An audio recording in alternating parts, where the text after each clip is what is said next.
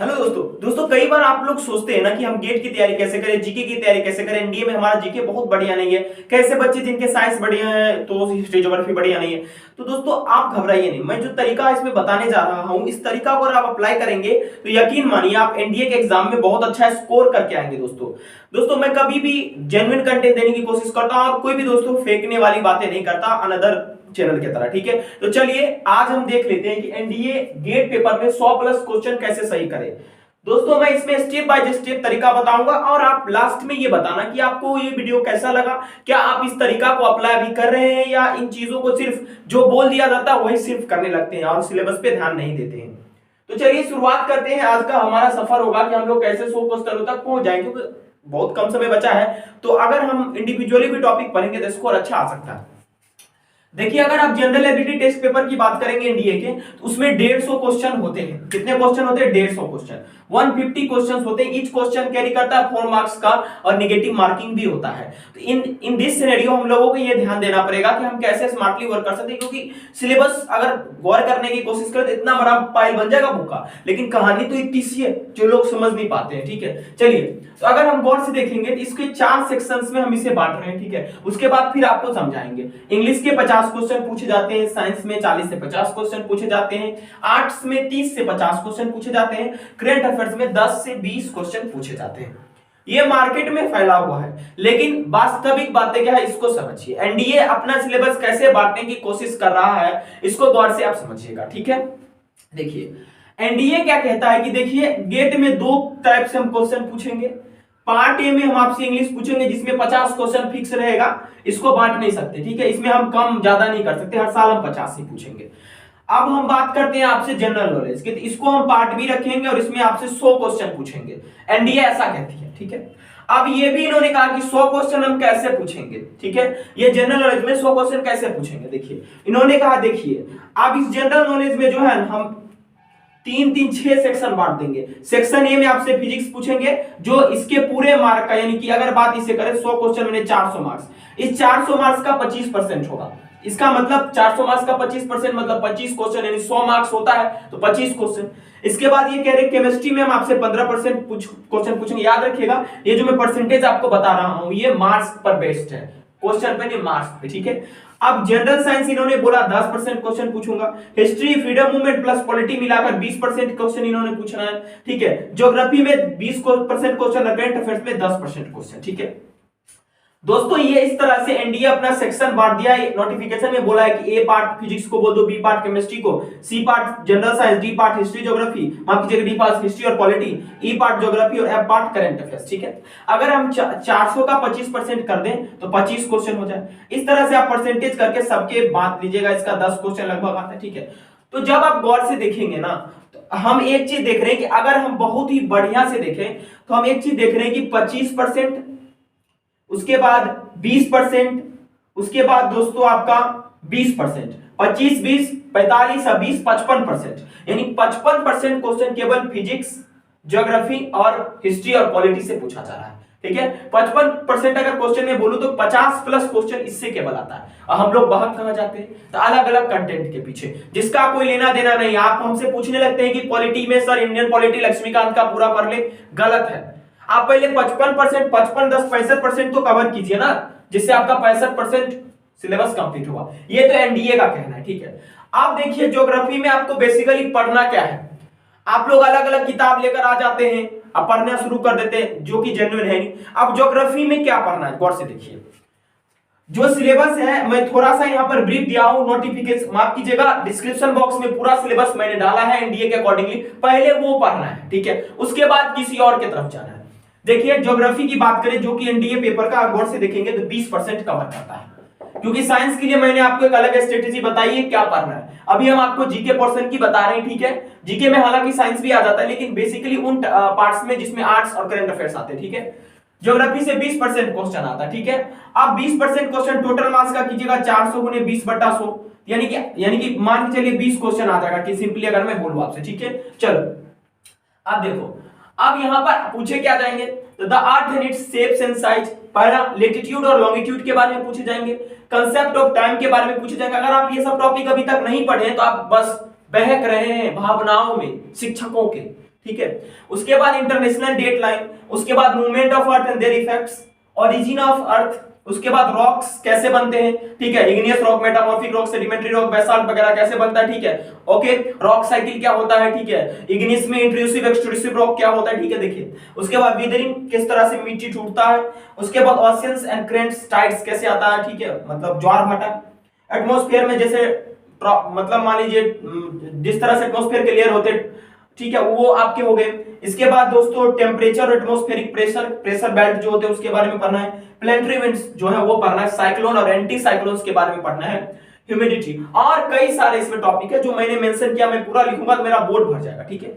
तो पहले जो टॉपिक है भैया उसको कॉपी में आप उतारिए, अगर हम पर विश्वास रखते हैं तो कॉपी में उतारिए, ठीक है। अब तरीका बताता हूं कि ज्योग्राफी में 20 क्वेश्चन कैसे सही होगा, ठीक है, ओके। आप लोग मार्क खुद कर लेना, कई बार मैंने मार्क गलत भी कर दिया जिसके वजह से आप लोग अक्सर कमेंट में पटांग बातें बोलती है, तो आप देख लेना 400 का 20% करके, मुझे लगता है 80 ही आएगा, 80 आएगा तो ठीक है, तो 20 क्वेश्चन हुआ क्योंकि क्वेश्चन 4 मार्क्स का, ठीक है। अब दोस्तों ये सिलेबस पहले आपको उतार लेना। अब देखिए आपको क्या करने हैं, इन सब को कवर करने के लिए एनसीईआरटी 8 अपना सकते हैं, 9 अपना सकते हैं और 6 अपना सकते हैं। पहले इन टॉपिक को एनसीईआरटी में अगर ये कवर हुआ है तो उससे आप पहले बेसिक का कंप्लीट कर लीजिए 10 से 15 दिन के अंदर में, क्योंकि आप 8 से 9 के एनसीईआरटी बहुत 100 से 150 पेज में सब घूम जाएंगे, ठीक है, ओके। और उसके बाद 11 12 में ये जो टॉपिक मिलते हैं आपको, जैसे ओरिजिन ऑफ अर्थ आपको मिलेंगे, कैसे अर्थ का ओरिजिन हुआ, पहले ये आग का गोला था वगैरह वगैरह, ठीक है। तो ये सब चीज आप यहां से पढ़ लेंगे, ठीक है। अगर मान लीजिए ये सब टॉपिक आपको समझ में नहीं आ रहा है यहां से, तो YouTube पे जाइए, बहुत आसान भाषा में, ठीक है, वहां पर लिख दीजिए the earth and its shape and size complete chapter, ठीक है। कंप्लीट चैप्टर जब आप लिखेंगे ना तो आपको एक प्लेलिस्ट या एक वीडियो निकल के आएगा, आपको उसको देख लेना और उसी से नोट्स बनाना है। सारे टॉपिक्स के लिए यही अप्लाई करोगे, ठीक है, आराम से स्कोर आपका हो जाएगा। आप देखिए उसके बाद YouTube में आप गए, जैसे मान लीजिए कोई टॉपिक आपने सर्च किया कंसेप्ट ऑफ टाइम्स, तो वहां से पहले आप पढ़ लीजिए आराम से, चाहे 1 घंटा की लेक्चर, आधा घंटा की, 50 मिनट की, जो लेक्चर आपको सही लगे 5 मिनट देकर पहले चूज कर लीजिए। उसके बाद उसका नोट्स बनाइए और टाइम जोन निकालना सीखिए। अभी भारत में 5 बज रहा है तो अमेरिका में कितना बजेगा बताइए कमेंट में, ठीक है, ओके। उसके बाद इतना ही पर नहीं रुकना, इतना जब आप कंसेप्ट कर लोगे तो उसके बेस्ड इंटरनेट पर मतलब ऑब्जेक्टिव ढूंढकर बनाओगे पीवाईक्यू। अब ऑब्जेक्टिव क्यों बनाना है आपको पता चल पाएगा कि हाँ आपने कितना ग्रास्प किया, कितना चीजों को समझा है। तो यही प्रोसेस आपको सारे चैप्टर्स में अपनाने, सारे A section, B section, C, D, E, F में अपनाने, ठीक है। आपको कोई भी सेक्शन नहीं छोड़ने, क्योंकि आप हर एक सेक्शन के जितने भी पहले एनडीए अपने नोटिफिकेशन में सिलेबस प्रोवाइड किया, अगर उतना कंप्लीट करते हैं, यकीन मानिए उससे एक भी क्वेश्चन बाहर नहीं जाएगा। मैं अपने गारंटी और विश्वास के साथ कह सकता हूं, अगर बाहर गया तो मेरे को बोलना, मैं हर साल पेपर देखता हूं भाई, उसी से क्वेश्चन आते हैं, ठीक है। अब देखिए यहां तो ज्योग्राफी की इतनी बात ही रही, ठीक है। अब बात कर लेते हैं इतिहास की, ठीक है, इतिहास में क्या पढ़ने हैं, ठीक है। देखिए सबसे पहले हिस्ट्री में जो नोटिफिकेशन में दिया गया उन तमाम टॉपिकों को पढ़िए, ठीक है। जो नोटिफिकेशन में आप नोटिफिकेशन में क्या क्या है वो प्रोसेस मैंने बता दिया। यू कैन इधर गो बाय एनसीईआरटी, एनसीईआरटी आप 8 की पढ़ सकते हैं, 9 की पढ़ सकते हैं और 10th की पढ़ सकते हैं। अगर समय नहीं है तो you can also take help from YouTube, ठीक है। यूट्यूब पे जाइए, सिंपली सर्च कीजिए मॉडर्न इंडिया, ठीक है। या आप जो टॉपिक उसमें दिया गया, जैसे फ्रेंच रिवॉल्यूशन से अक्सर क्वेश्चन आते हैं, वर्ल्ड हिस्ट्री से क्वेश्चन आते हैं, उसको सिंपली आप लिख दीजिए, जो प्लेलिस्ट में वीडियो अवेलेबल होते हैं उसे पूरा देख लीजिए किसी एक टीचर का, ठीक है। और उसके बाद नोट्स बनाकर ऑब्जेक्टिव प्रैक्टिस कीजिए, ठीक है। यही तरीका है बेस्ट सॉल्यूशन, ठीक है। लेकिन मैं अपने तरफ से इतना एक्सपीरियंस होने के बाद मैं आपको बताना चाहूंगा कि इन टॉपिक को अगर मॉडर्न इंडिया आप पहले पढ़ रहे तो कंप्लीट कीजिए, ठीक है। देखिए इंडियन नेशनल कांग्रेस की स्थापना कैसे हुई, किसने किया, जैसे एओ ह्यूम किए थे, ठीक है। इसका मतलब क्या बोलते हैं, फर्स्ट लेडी कौन थी जो इसका अध्यक्ष बनी थी। इसके बाद कौन से सेशन में इंडिपेंडेंस का मतलब स्वतंत्रता की मांग हुई, जैसे लाहौर का सेशन था। तो ये सब चीजें आपको ध्यान रखनी, एक एक क्रोनोलॉजिकल ऑर्डर की, पहला सेशन कलकत्ता या कहां, मान लीजिए एग्जांपल के तौर पे कहां हुआ था, ठीक है। तो ये सब ध्यान रखनी। तो इंडियन नेशनल कांग्रेस आपको पूरे अच्छे से कर लेना, भारतीय। उसके बाद गांधीयन एरा, माने गांधी जी के जन्म से लेकर उनके मृत्यु तक की सारी बातें आपको दिमाग में आनी चाहिए, एक भी नहीं छूटनी चाहिए। कल्चर अवेकनिंग, जैसे किस तरह से स्टीरियोटाइप्स, या मान लीजिए कि हम लोग को जैसे सती प्रथा का हटाया गया, ब्रह्म समाज बना, आर्य समाज बना, ईश्वर चंद्र विद्यासागर। उसके बाद बहुत ऐसे कल्चरल मतलब पर्सन थे जिन्होंने हमारे भारत के मॉडर्न युग की ओर उसे बढ़ाया, ठीक है, शिक्षा को और ऊपर ले गए, ठीक है, जैसे ज्योतिबा फूले, ठीक है। All governors and their impacts, कि भारत पर गवर्नर का इंपैक्ट क्या था। देखिए इंपैक्ट कहने का मतलब इस तरह से नहीं पढ़ना है, आपको उसके बारे में पढ़ना और आपको रिलेट करके पढ़ना है कि 1857 के विद्रोह में गवर्नर कौन थे, ठीक है।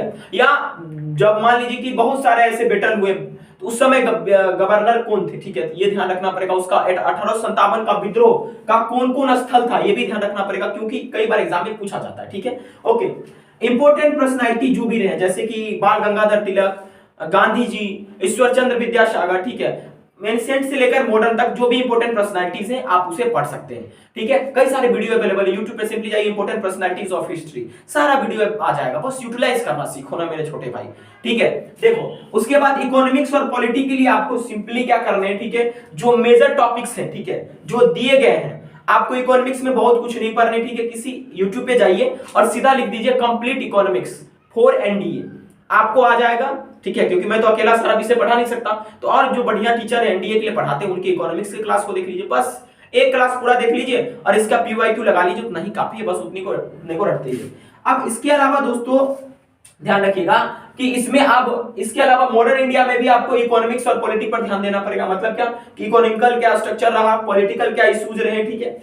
इसके अलावा अगर मेडिवल इंडिया की बात करें, मैंने उस इकोनॉमिक्स के बारे में बता दिया, ठीक है, माफ कीजिएगा, लेकिन इसी का पार्ट था, ठीक है, लेकिन आपको इकोनॉमिक्स के तरीके भी मैंने बता दिए। मेडिवल इंडिया में आपको क्या ध्यान देने हैं, जो क्रोनोलॉजिकल ऑर्डर ऑफ वार, मतलब लड़ाई की क्रोनोलॉजिकल ऑर्डर, जैसे कि battle of Panipat, battle of Plassey, second battle of Panipat, ठीक है, बैटल ऑफ बाय हिंद, ठीक है। तो मतलब ये सब चीजें आपको क्रोनोलॉजिकल ऑर्डर में याद होना चाहिए, एक सीक्वेंस में कि पहले कौन हुआ, उसके बाद कौन हुआ, उसके बाद कौन हुआ, ठीक है। तो आप इसके लिए आपके पास सॉल्यूशन का बुक है, उससे रेफर कीजिए, नहीं तो YouTube चैनल फिर मैं कहूंगा कंप्लीट मेडिवल इंडिया लिखिए, उसको पूरा पढ़ लीजिए, ठीक है। इंपोर्टेंट फॉरेन ट्रैवलर जो है, जैसे इबन बतूता रहे, ठीक है, बहुत सारे ऐसे ट्रैवलर है, फाइयान रहे, उसके बाद बहुत सारे ऐसे मेगास्थनीज रहा, बकवास आदमी, ठीक है। उसके बाद इंपोर्टेंट डायनेस्टी जो कि वंशज रहे, जैसे लोधी वंश, जैसे खिलजी वंश, उसके बाद दोस्तों गुलाम वंश, ठीक है, ओके।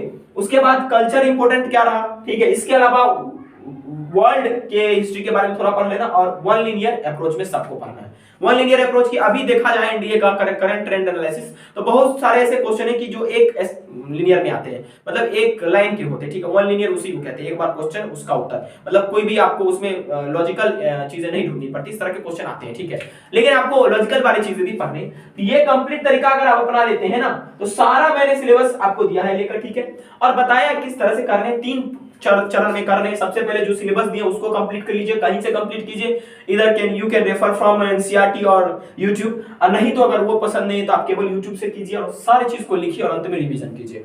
अगर ये तरीका आपने अपना लीजिए, यकीन मानिए 100+ नंबर इसमें ले आएंगे। 100+ सेंस की कि हम जो है ये सबको मिलाकर आपको कह रहे हैं, नॉट ओनली आर्ट्स और करंट अफेयर्स, बिकॉज ये दोनों मिलाकर ज्यादा क्वेश्चन होते नहीं वगैरह सब, मान लीजिए इतना टॉपिक को मिलाकर हम बात कर रहे हैं 100+ क्वेश्चन, क्योंकि कुछ ऐसे बच्चे रहते हैं जो नेगेटिव होते हैं और कहते हैं 100+ क्वेश्चन तेरा बाप दिलाएगा, ये 30 और ये 10 40 ही होता है, तो 100 कैसे बोलते हैं, इसलिए मैं क्लियर कर दूं कि यहाँ 100 मतलब इसके अंदर की बात मैं कर रहा हूँ, 40 30 70 इस तरह से जो कंप्लीट होंगे पूरे इस गेट की इंग्लिश की छोड़ के 100 क्वेश्चन आते हैं, ठीक है। साइंस में जनरल साइंस के भी रहते हैं, ठीक है। तो आप इस तरह के डिटेल्स देखकर काम करोगे, ठीक है, आप यकीन मानिए आपको बहुत अच्छा नंबर आएगा, ठीक है। आपको इस तरह से पढ़ना है, कोई भी आपको मेथड नहीं अपनाने, फालतू की मतलब चीजें जानकारी नहीं लेनी है जो एग्जाम पॉइंट ऑफ व्यू से नेसेसरी नहीं है। इस बात को जितना जल्दी आप समझ जाए उतना ही बेहतरीन होगा, और इस डायग्राम को जितना जल्दी माइंड में आप बैठा लेंगे उतना ही आपके लिए बेस्ट होगा, ठीक है। थैंक यू, आप सभी लोग देखें, और कोई भी प्रॉब्लम होता है आपका भाई आपके साथ है, हम आपसे कॉल से भी बात करते हैं, अलग अलग परेशानियों का दूर करते हैं। Thank you very much for watching this video.